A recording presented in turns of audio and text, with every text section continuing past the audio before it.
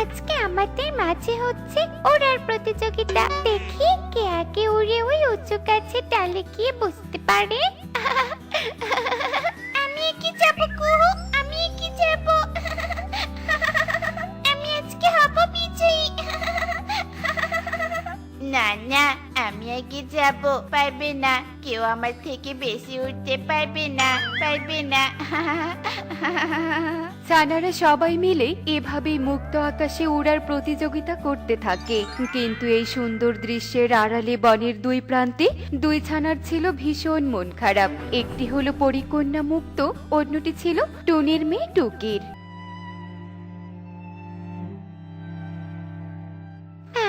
দেখো, ওই ছানাদের মনে কত আনন্দ। ওরা উঠতে পারে, আবার হাঁটতেও পারে। কিন্তু আমাকে দেখো, আমি তো উঠতে পারলেও হাঁটতে পারি না। আমার খুব ইচ্ছে করে মা, একটু মাটির স্পর্শ নিতে, কাদা মাটিতে হাঁটতে। কাঁদিস না রে মা, এই পৃথিবীতে সবাই পরিপূর্ণভাবে আসে না। জীবনে যে সবকিছু পেতে নেই, তোর থেকেও খারাপ অবস্থায় কেউ আছে। মা পড়ে এভাবেই তার কন্যাকে সান্ত্বনা দিতে থাকে। অন্যদিকে বনের অন্য প্রান্তে টুনির মেয়ে টুকির মাঝেও ছিল অনেক কষ্ট। সবাই কত সুন্দর ওদের প্রতিযোগিতায় খেলছে, কিন্তু আমি তো ওদের মতো উঠতে পারি না। আমার খুব ইচ্ছে করে ওদের সাথে খেলতে, কিন্তু আমি কিন্তু কেউ খেলে নেয় না। আর নেবেই বা কেন? আমি তো সবার মতো পরিপূর্ণ নই। টুকি এসব দেখে ভীষণ কাঁদতে থাকে। টুকি অন্যান্য ছানাদের মতো স্বাভাবিক ছিল না। টুকি হাঁটতে পারলেও উঠতে পারতো না।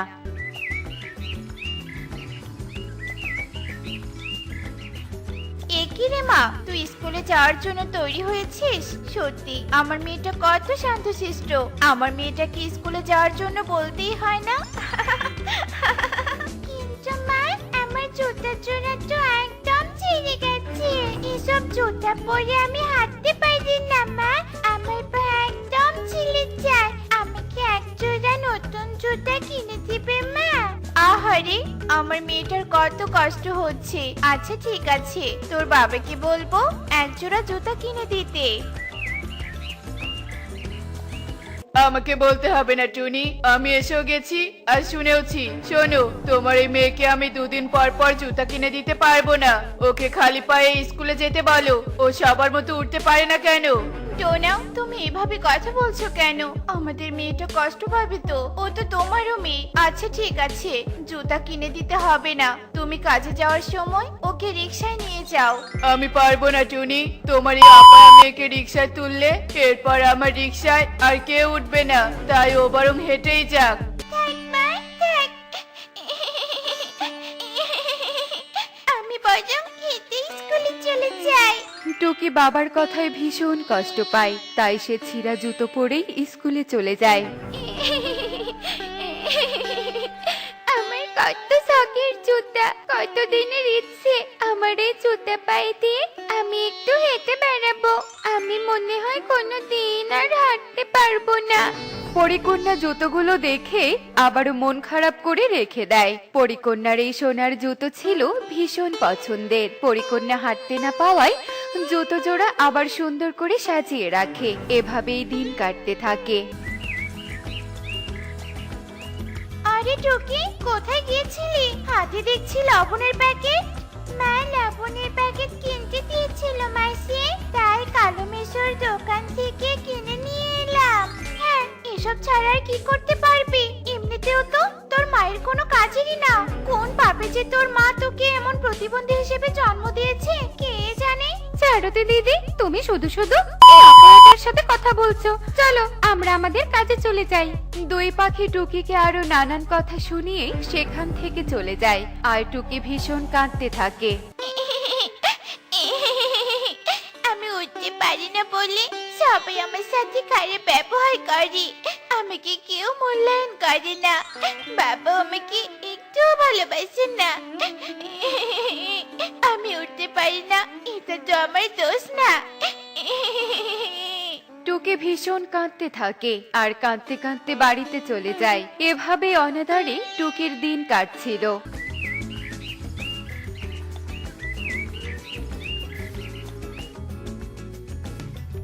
তাড়াতাড়ি পা চালিয়ে স্কুলের দিকে চলে যাই। আজ স্কুলে যেতে অনেক দেরি হয়ে গেছে বাবা। ক্লাস মনে হয় করতেই পারবো না। এদিকে হেঁটে যেতে ভীষণ কষ্ট হচ্ছে।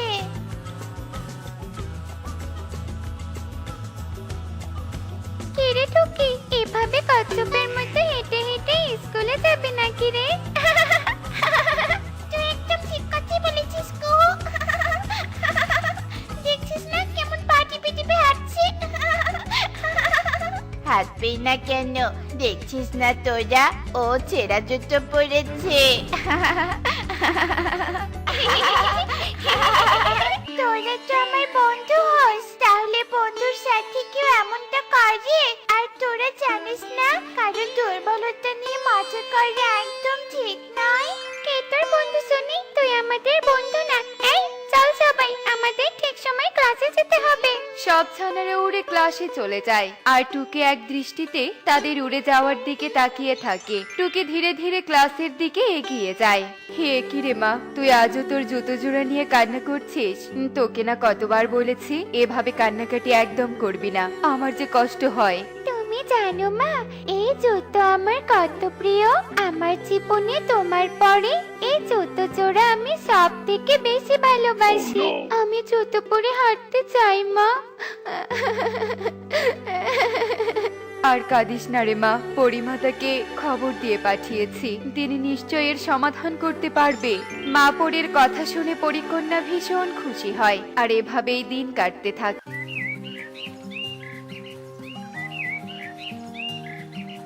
কি হলো মা, তুমি তো পরিমাতার কাছে গিয়েছিলে, তাহলে খালি হাতে ফিরে এলে যে? পরিমাতা কিছু বলেনি? আমি কি হাঁটতে পাবো বলেছে? হ্যাঁ বলেছে রে মা, বলেছে যে যদি তুই তোর পছন্দের জিনিস কাউকে দান করে দিতে পারিস আর তা দ্বারা তার কোনো উপকার হয়, তাহলে তুইও হাঁটতে পারবি। পছন্দের জিনিস? হ্যাঁ, আমার এই সোনার জুতো আমার অনেক পছন্দের। তবে এই জুতো দিয়ে অন্য কারো উপকার কি করে হবে মা? তোকে তো আমি বলতেই ভুলে গিয়েছিলাম রে মা, এই জুতা পায়ে দিলে উঠতে পাওয়া যায়, আর যদি কোনো পাখি এই জুতা পরে হাঁটে তাহলে সেই জুতো থেকে হিরে ঝরবে। তাহলে তো আমাকে কোনো গরিব আর উঠতে পারে না এমন পাখিকে দিতে হবে মা। আমি নিচে হাঁটার জন্য এতটুকু কষ্ট করব মা? আমি বনে গিয়ে এমন কোনো পাখিকে জুতো জোড়া দান করে দিব যে হাঁটতে পারে না আর খুবই গরিব। কিছু পেতে হলে তো কিছু দিতে হয়। পরিকন্যা খুশি মনে সোনার জুতো হাতে নিয়ে পাখি রাজ্যে এসে নামে আর একটা গাছের নিচে দাঁড়িয়ে পড়ে। আরে বাহ পরিকন্যা, তুমি তো দেখছি অনেক সুন্দর উঠতে পারো। কেন তুমি উঠতে পারো না বুঝি? না পরিকন্যা। এরপর টুকি পরিকন্যাকে তার কষ্টের সমস্ত কথা খুলে বলে। আহারে তুমি আর কেঁদো না, তুমি এই সোনার জুতো পরে নাও, তাহলেই তুমি উঠতে পারবে। পরিকন্যার কথা শুনে টুকি বেশ অবাক হয়ে যায় আর টুকি সোনার জুতা পরতেই টুকি উঠতে পারে। ইয়ে কি মজা, কি মজা, আমি উঠতে পারছি। ইয়ে। আরে আরে, আমিও তো দেখছি হাঁটতে পারছি, তাহলে কি মায়ের কথা সত্যি হলো? আজ আমার কত আনন্দ লাগছে। কিন্তু এসব কি করে সম্ভব পরিকন্যা?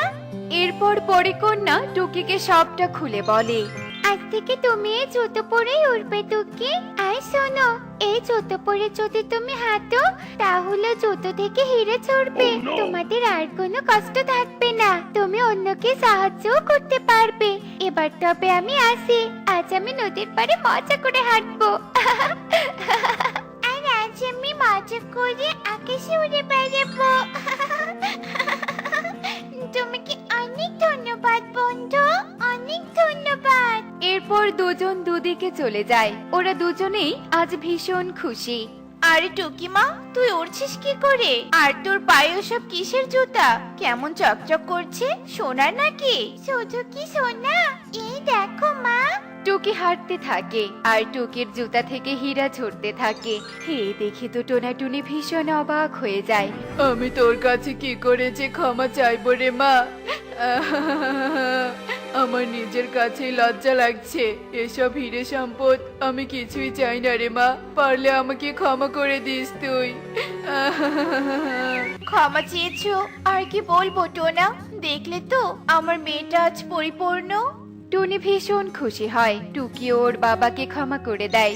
এভাবেই কদিন কেটে যায়। টুকির কথাও বনের চারদিকে ছড়িয়ে পড়ে আর সবাই লজ্জিত হয়ে নিজেদের ভুল বুঝতে পারে আর টুকিকে আপন করে নেয়।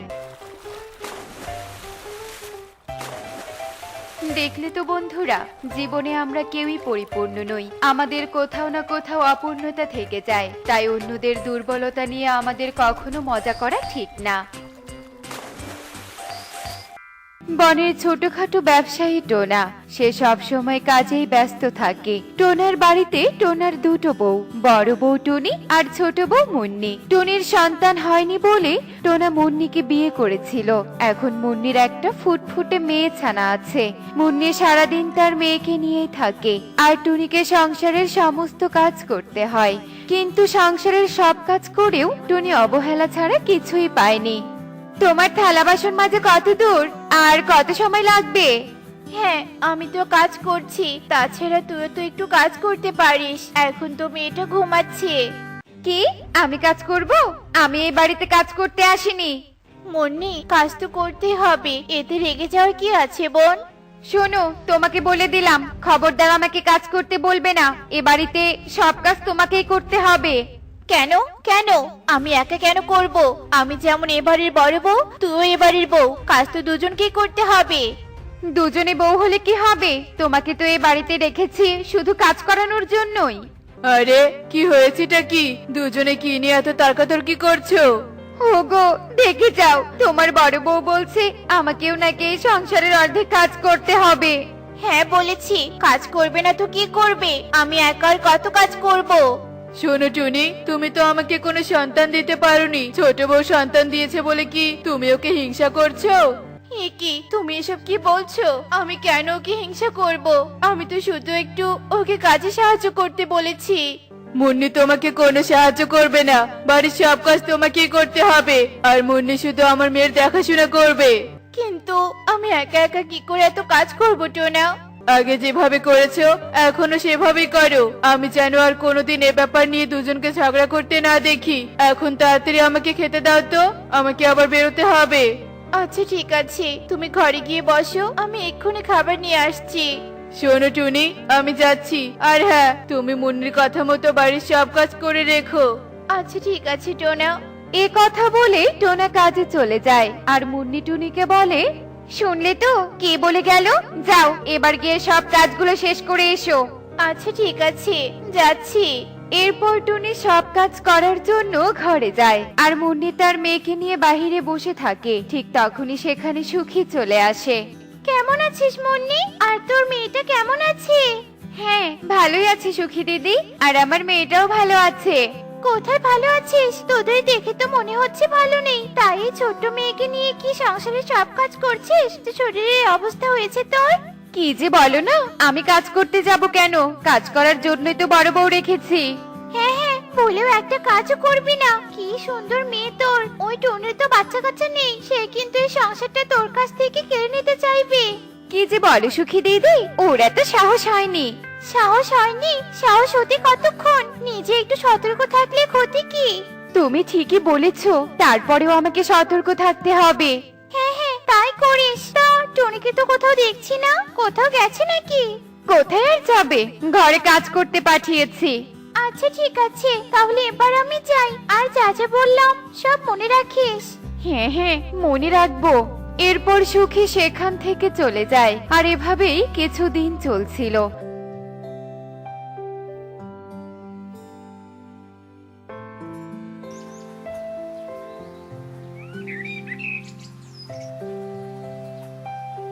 হঠাৎ একদিন টুনি অসুস্থ হয়ে পড়ে। এদিকে বাড়ির সমস্ত কাজ জড়ো হয়ে যায়। মুন্নি রেগে টুনির ঘরে চলে আসে। কি হয়েছে? এভাবে শুয়ে থাকলে বাড়ির কাজ কে করবে শুনি? এবার কি আমায় না খাইয়ে মারবে নাকি? কি করে কাজ করব? দেখতেই তো পাচ্ছিস আমার শরীরটা খুব খারাপ। ওসব ঢং চলবে না। কি করে কাজ করবে তো আমি জানি না, কিন্তু আমি না খেয়ে থাকতে পারবো না। মনি, বোন আমার, কষ্ট করে আজকের মতো রান্না করে খেয়ে নে। আমার উঠে দাঁড়ানোর মতো শক্তিটুকুও নেই। শোনো, আমি তোমার বোন না। তুমি যতই ঢং করো না কেন, আমি কোনো কাজ করতে পারবো না। তাড়াতাড়ি উঠে রান্না বান্নার কাজ শেষ করো। আচ্ছা ঠিক আছে রে, যাচ্ছি। এরপর টনি অসুস্থ অবস্থায় বাড়ির সব কাজ শেষ করে আর মনে মনে ভাবে যে এই বাড়ি থেকে চলে যাবে। না না, এই বাড়িতে আমি আর থাকবো না। সারাদিন এত কাজ করার পরেও শুধু অবহেলা আর অবহেলা। আমি এই বাড়িতে আর থাকতে পারবো না। এরপর টনি বাড়ি থেকে বের হয়ে বনে জঙ্গলের মধ্যে হাঁটতে হাঁটতে একটা নদীর ধারে চলে আসে আর সেখানে বসে কান্না করতে থাকে। আর নদী থেকে এক জলপরি উঠে আসে। কে তুমি? আর এখানে এভাবে কান্না করছো কেন? কি হয়েছে তোমার? আমি টনি, আমি যে অনেক অসহায়। আমি যে সন্তান জন্ম দিতে পারি না, সেজন্য কেউ আমাকে দেখতে পারে না। সবাই আমাকে কথা শোনায়, তার কারণে আমি বাড়ি থেকে বের হয়ে এসেছি। এখন আমি কোথায় যাব, কি করব, কিছুই জানি না।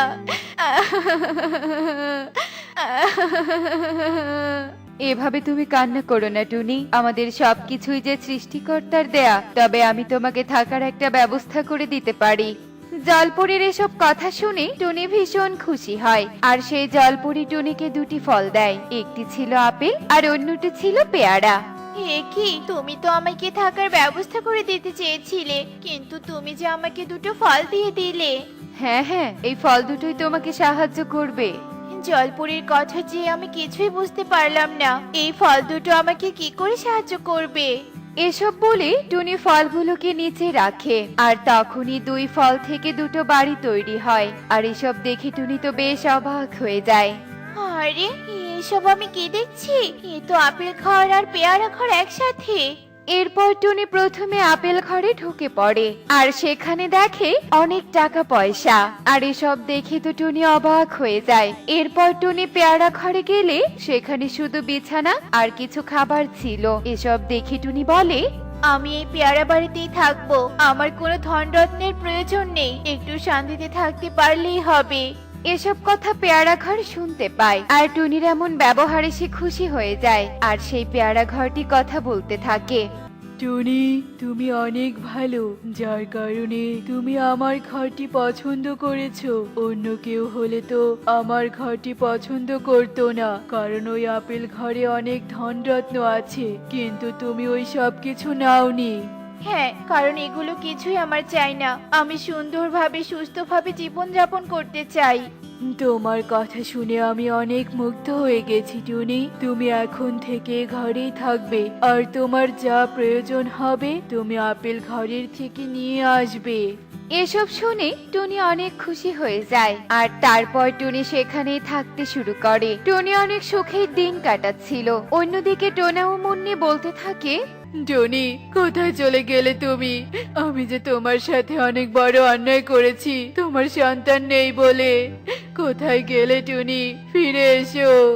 এসব বলে টোনা অনেক আফসোস করতে থাকে আর এভাবে বেশ কিছুদিন কেটে যায়।